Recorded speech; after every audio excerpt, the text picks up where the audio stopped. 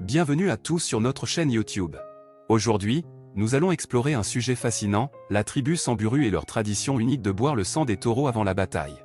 Cette pratique ancestrale peut sembler étrange, voire choquante, mais elle a une signification profonde pour les guerriers Samburu. Dans cette vidéo, nous plongerons dans leur culture, leur histoire et les raisons qui les poussent à adopter cette coutume. Attachez vos ceintures, car vous n'aurez pas envie de manquer une seconde de cette exploration fascinante. Et n'oubliez pas de vous abonner à notre chaîne, de liker la vidéo, et de laisser vos commentaires à la fin. Prêt?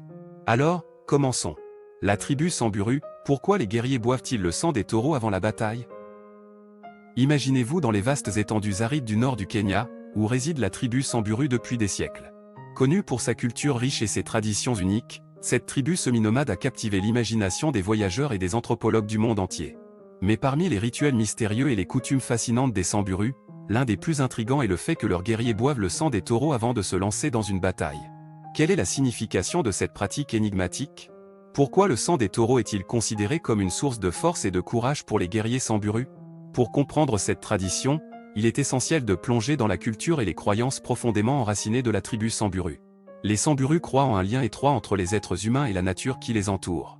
Ils considèrent les taureaux comme des créatures sacrées, symboles de puissance et de vitalité. Pour eux, le taureau incarne la force brute et la virilité, des qualités essentielles pour un guerrier avant de se lancer dans une bataille. Lorsqu'un guerrier Samburu se prépare pour une bataille imminente, il se doit d'être dans un état de préparation mentale et physique optimale.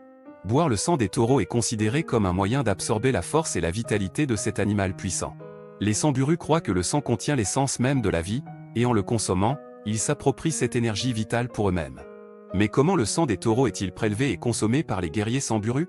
Ce processus est à la fois rituel et symbolique. Avant une bataille, un taureau est soigneusement sélectionné par les anciens de la tribu. Il est ensuite abattu dans un rituel précis, visant à montrer le plus grand respect possible envers cet animal. Une fois que le taureau est mort, les guerriers Samburu recueillent le sang dans de grandes calabaches, des récipients traditionnels en bois ou en calebasse. Le moment tant attendu arrive alors. Les guerriers, vêtus de leur tenue de combat, se rassemblent autour des calabaches remplies de sang. D'une voix forte, ils chantent des chants guerriers, invoquant les esprits de leurs ancêtres et appelant la protection divine. Ensuite, chaque guerrier boit une petite quantité de sang, exprimant ainsi leur lien avec la force du taureau et leur courage face à l'adversité.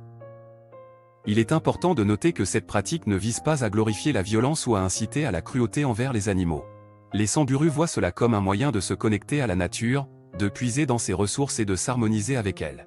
Pour eux, le taureau est sacrifié dans le but de protéger la tribu et de défendre ses terres contre toute menace extérieure. En conclusion, la tradition des guerriers Samburu buvant le sang des taureaux avant la bataille est un rituel profondément ancré dans la culture et les croyances de cette tribu fascinante. Ce geste symbolique est considéré comme une source de force, de courage et de connexion avec la nature. Alors que le monde moderne évolue rapidement, il est important de préserver ces traditions uniques qui nous rappellent notre lien avec la terre et les animaux qui l'habitent.